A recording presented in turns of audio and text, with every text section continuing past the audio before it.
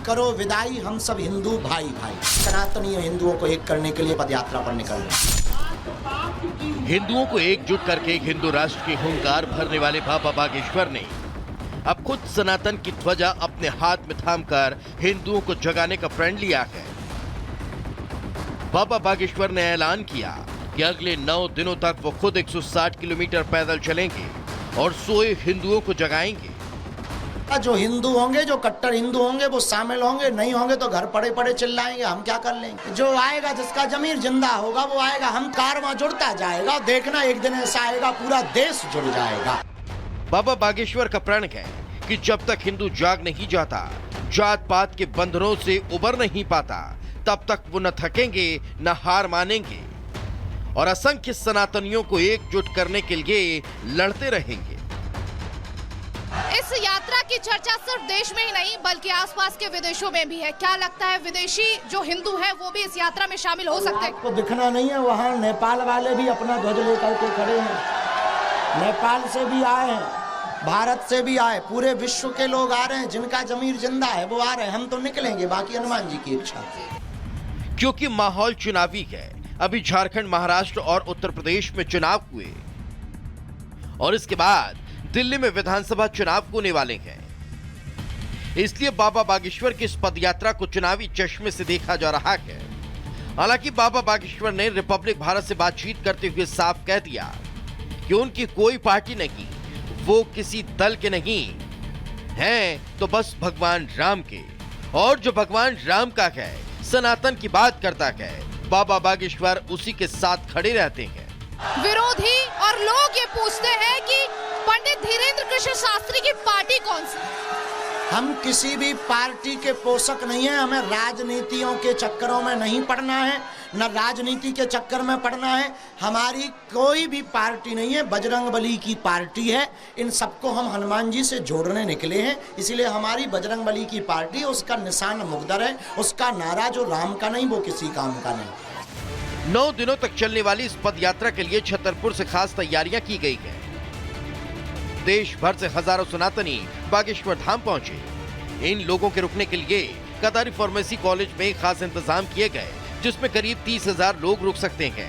तो वहीं बाबा की सुरक्षा के लिए 600 से ज्यादा जवानों की तैनाती की गई। 600 से अधिक का फोर्स जो है इसमें डिप्लॉयड है।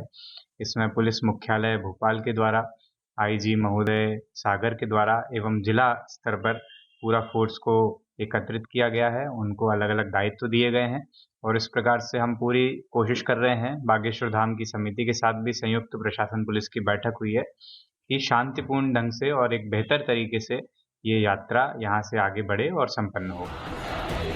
पंडित धीरेन्द्र कृष्ण शास्त्री आज से अगले 9 दिनों तक पैदल चलने वाले हैं। वो प्रतिदिन हजारों सनातनियों के साथ 15 से 20 किलोमीटर पैदल चलेंगे, जिसका सिर्फ और सिर्फ एक मकसद है, हिंदुओं को जगाना, हिंदू राष्ट्र के लिए जातियों में बंटे हिंदुओं को एकजुट करना। Bureau report, Republic Bharat. तो सनातनियों को एकजुट करना मकसद है, यही एक बड़ी वजह बागेश्वर धाम छतरपुर से 21 तारीख यानी आज पदयात्रा निकाली जा रही है और ये आगे बढ़ेगी 22 तारीख को कादरी फार्मेसी कॉलेज छतरपुर और उसके बाद ये यात्रा आगे बढ़ते हुए पहुंचेगी नौगांव शांति कॉलेज 23 तारीख को और उसके बाद 24 तारीख को ये यात्रा सनातनियों को एकजुट करते हुए आगे बढ़ेगी देवरी रेस्ट हाउस मध्य प्रदेश। लगातार ये पदयात्रा चलेगी और सिर्फ रात के वक्त जो रेस्ट करेगी। 25 तारीख को मऊ रानीपुर उत्तर प्रदेश पहुंच जाएगी। फिर उसके बाद ये पदयात्रा जिस तरीके से आगे बढ़ेगी, 26 तारीख को शारदा महाविद्यालय घुक्सी तक पहुंचेगी और फिर उसके बाद 27 तारीख को निवाड़ी मध्य प्रदेश ये पदयात्रा सनातनियों को एकजुट करते हुए पहुंचेगी। उसके बाद आगे बढ़ेगी 28 तारीख को ओरछा तिराहा मध्य प्रदेश पहुंच जाएगी। उसके बाद 29 तारीख तक चूंकि ये पदयात्रा निकाली जानी है, ओरछा धाम मध्य प्रदेश जाकर ये पदयात्रा समाप्त हो जाएगी। यानी कि 21 तारीख से 29 तारीख तक पदयात्रा निकाली जानी है। बागेश्वर धाम से इसकी शुरुआत होनी है। तमाम सनातनियों को एकजुट करना, जात पात को मिटाना, यही मकसद बाबा बागेश्वर का है, पंडित धीरेन्द्र कृष्ण शास्त्री का है। तो देखिए अब बात कर लेते हैं महाराष्ट्र विधानसभा चुनाव को लेकर के, जहां जनता ने अपना फैसला कर लिया है, यानी कि अपने मत का प्रयोग वो कर चुके हैं और मत पेटियों में उनके मत कैद हो चुके हैं। लेकिन जनता ने किसे सिंहासन पर बैठाने का फैसला किया है और एग्जिट पोल क्या कुछ बता रहे हैं, महायुति वर्सेस महाविकास अघाड़ी की जो लड़ाई है किस तरीके से नजर आ रही है, इस रिपोर्ट के जरिए आपको दिखाते हैं।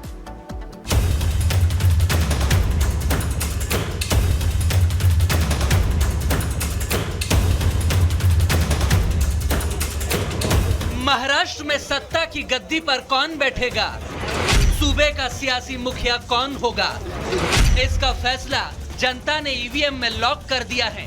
6 बड़ी पार्टियों के बीच हुए घमासान में हार जीत की टक्कर एकदम कांटे की है। लेकिन महाराष्ट्र को लेकर एग्जिट पोल के मुताबिक मौजूदा एनडीए सरकार का पलड़ा भारी है। पीमार्क के एग्जिट पोल के मुताबिक महायुति को 137 से लेकर 157 सीटें मिलने का अनुमान है, तो वहीं महाविकास अघाड़ी के खाते में 126 से लेकर 146 सीटें जा सकती हैं। 288 सीटों की विधानसभा में अन्य के खाते में 2 से लेकर 10 सीटें आ सकती हैं। तो वहीं मेट्राइज के पोल के मुताबिक महायुति को 150 से लेकर 170 सीटें मिल सकती हैं और महाअघाड़ी के खाते में 110 से 130 सीटें जा सकती हैं। अन्य को 8 से 10 सीटें मिलने का अनुमान है।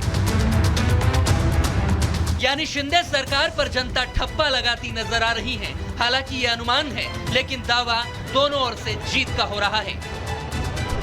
एग्जिट पोल्स जो है एग्जिट पोल्स है, एग्जैक्ट पोल्स नहीं। तो मैं मानती हूँ कि महायुति जरूर वापस आएगी।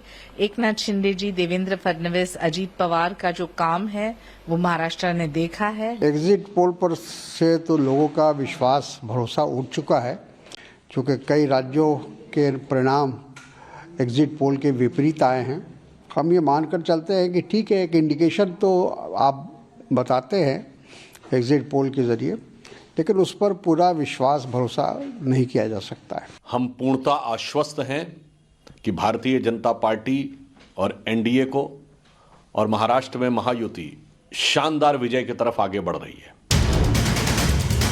महाराष्ट्र कई दिनों से सियासी अखाड़ा बना हुआ है, लेकिन सबसे बड़ी लड़ाई तो पार्टियों के बीच थी। कौन किस पर भारी पड़ता है, कौन असली है और कौन नकली है, इसका फैसला पीमार्क के एग्जिट पोल के मुताबिक कुछ यूं है कि बीजेपी के खाते में 77 से 97 सीटें जा रही हैं, तो शिवसेना को 40 से लेकर 60 सीटें मिलने का अनुमान है।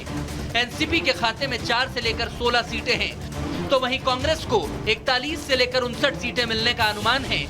उद्धव गुट को 32 से लेकर 52 सीटें मिल सकती हैं और शरद गुट को 33 से लेकर 53 सीटों पर जीत मिल सकती है। मुझे ऐसा लगता है कि जब जब वोटिंग परसेंटेज बढ़ता है तो बीजेपी को ही उसका फायदा होता है। तो मैं ऐसा मानता हूँ कि निश्चित रूप से ये जो बढ़ा हुआ वोटिंग परसेंटेज है, ये बीजेपी और हमारे अलायंस के लिए, महायुति के लिए ये फायदा हमको देगा और इसका फायदा हमको होगा। देखो, 200 के ऊपर महाराष्ट्र में महाविकास आघाड़ी की सीटें चुन के आएंगी और एकदम स्पष्ट पिक्चर है कि महाराष्ट्र में महाविकास आघाड़ी की सरकार बन रही है। तो वहीं मेट्राइज के एग्जिट पोल के मुताबिक बीजेपी के खाते में 89 से 101 सीटें जा रही हैं। शिवसेना शिंदे गुट को 37 से लेकर 45 सीटें मिलने का अनुमान है। एनसीपी अजित पवार को 17 से लेकर 26 सीटों पर जीत मिल सकती है। अब बात कांग्रेस की, उसे 39 से लेकर 47 सीटें मिल सकती हैं। तो वहीं मेट्राइज एग्जिट पोल के मुताबिक उद्धव गुट 21 से 29 सीटों पर जीत रहा है और शरद गुट को 35 से लेकर 43 सीटें मिलने वाली हैं। यानी अनुमानों के मुताबिक शिंदे की शिवसेना को ही जनता ने असली माना है, लेकिन शरद पवार से अजित पवार पिछड़ते नजर आ रहे हैं। मगर सरकार बनाने की जंग में महायुति भारी है। जनता के आंखों में कैंपेन के दौरान आप जो फीडबैक देखते हैं वो एग्जिट पोल और एग्जिट पोलस्टर्स से अधिक महत्वपूर्ण है। और जनता के फीडबैक से मैं कॉन्फिडेंटली कह सकता हूँ कि जनता ने तय किया कि वे महायुति सरकार को एक हैट्रिक देना चाहते। मुझे ऐसा लगता है कि जो रुझान सामने आ रहा है कि वोटिंग परसेंटेज बढ़ गया है। जब वोटिंग परसेंटेज बढ़ जाता है तब लोगों को सरकार के खिलाफ एक मत तैयार होता है, जो लोग बाहर आकर लोग मत डालते हैं। बदलाव के लिए वोट पड़ा है, ऐसा मेरा अनुमान है। और महाराष्ट्र में महाविकास आघाड़ी की सरकार बनेगी। आंकड़ों पर अपने अपने दावे भी हो रहे हैं, लेकिन एग्जिट पोल क्या 23 नवंबर को एग्जैक्ट पोल साबित होगा, इसका इंतजार है कि महाराष्ट्र का मुख्यमंत्री कौन बनेगा। Bureau report, Republic Bharat.